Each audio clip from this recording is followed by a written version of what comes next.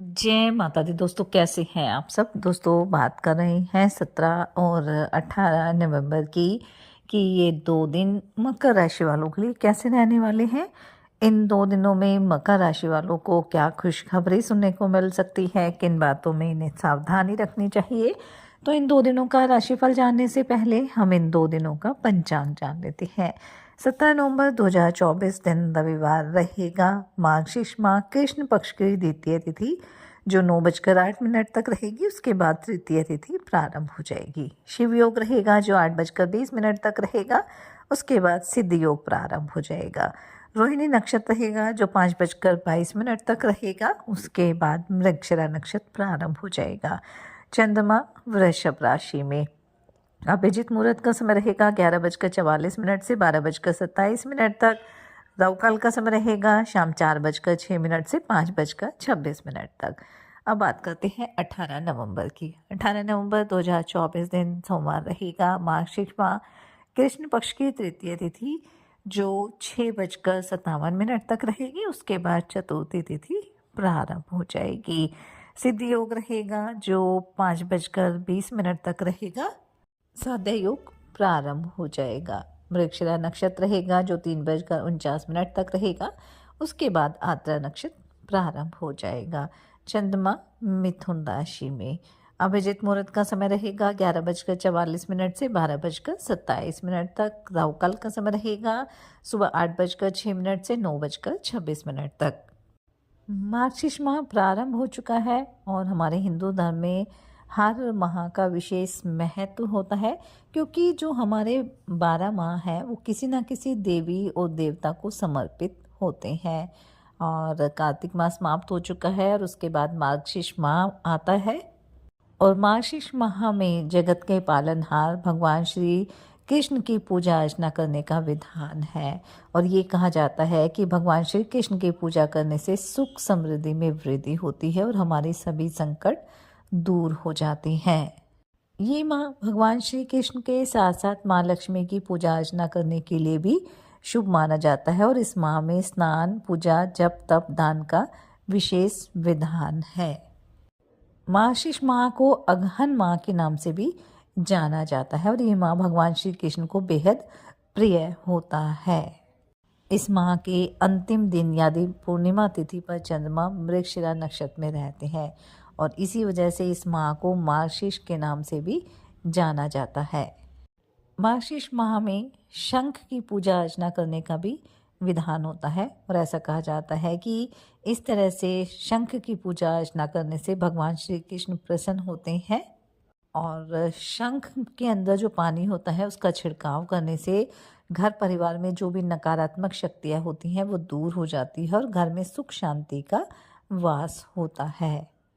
मार्गशीर्ष माह में रोजाना सूर्यदेव को जल देना भी शुभ माना जाता है और सूर्यदेव की पूजा अर्चना करने से हमारे सभी तरह की जो परेशानियां होती हैं उनसे छुटकारा मिल जाता है और रुके हुए कार्य पूरे होते हैं।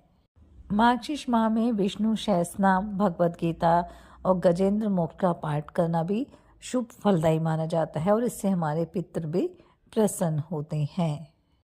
इस माह में अगर आप ओम कृष्णाय नमः, हरे कृष्ण कृष्ण कृष्ण हरे हरे मंत्र का अगर आप जाप करते हैं तो इससे भगवान श्री कृष्ण की कृपा दृष्टि आपको प्राप्त होगी। संतान प्राप्ति के लिए मार्गशीर्ष माह की सुबह और शाम अगर आप भगवान श्री कृष्ण की पूजा करते हैं तो इससे आपको लाभ की प्राप्ति होगी। इस तरह आप पूरे विधि विधान के साथ भगवान श्री कृष्ण की पूजा अर्चना करें। गायों को भी आप भोजन कराएं, क्योंकि गौ माता है वो भगवान श्री कृष्ण को अत्यंत प्रिय होती है। तो आप अपनी सामर्थ्य अनुसार उन्हें चारा खिला सकते हैं, भोजन करा सकते हैं। इससे आपकी जो भी मनोकामना है वो अवश्य पूरी होगी। तो चलिए बात कर लेते हैं ये 2 दिन मकर राशि वालों के लिए कैसे रहेंगे। ये 2 दिन मकर राशि वालों के लिए बेहद अनुकूल रहने वाले हैं। इन 2 दिनों में आपको किसी बड़े लाभ की प्राप्ति हो सकती है। आप अगर बेरोजगार हैं तो आपको कोई अच्छी खबर भी सुनने को मिल सकती है, लेकिन कहीं ना कहीं इन 2 दिनों में थोड़ी सी सावधानी भी आपको बरतनी होगी।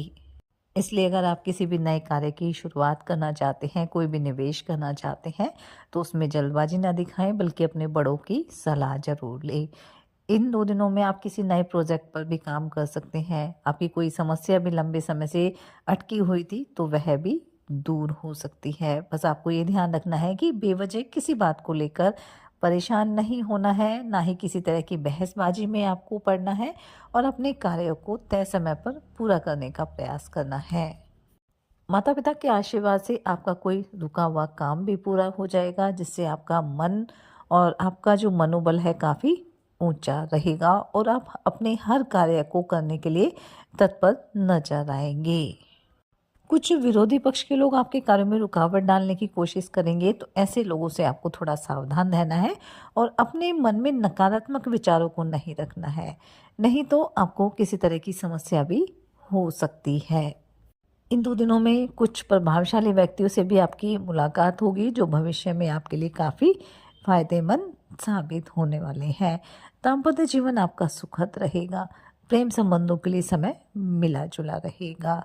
लेन-देन से संबंधित मामलों में आपको थोड़ा ध्यान देना होगा, और कोई भी फैसला सोच समझकर आपको लेना होगा। अगर आप प्रॉपर्टी डीलिंग का काम करते हैं, तो किसी प्रॉपर्टी से लाभ के प्रबल योग बनने वाले हैं।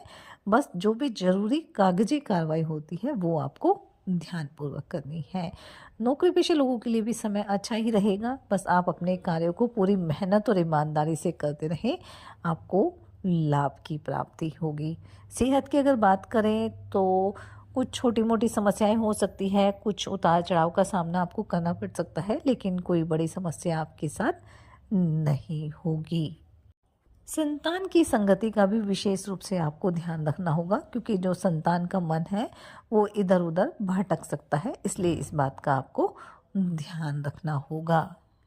अपनी दिनचर्या को भी संतुलित बनाकर चले, और कोशिश ये करें कि आप किसी दूसरे पर डिपेंड ना हो, बल्कि आप अपने कार्यों को पूरा करने की कोशिश करें, ताकि आपके ऊपर जो भी जिम्मेदारियां हैं, उन्हें लेकर आप परेशान ना हो, बल्कि उन जिम्मेदारियों को तय समय पर पूरा करने का प्रयास करें। आर्थिक दृष्टिकोण से समय अच्छा ही रहेगा, और अगर आप बजट बनाकर चलेंगे, तो समय आपके लिए और भी बेहतर रहने वाला है।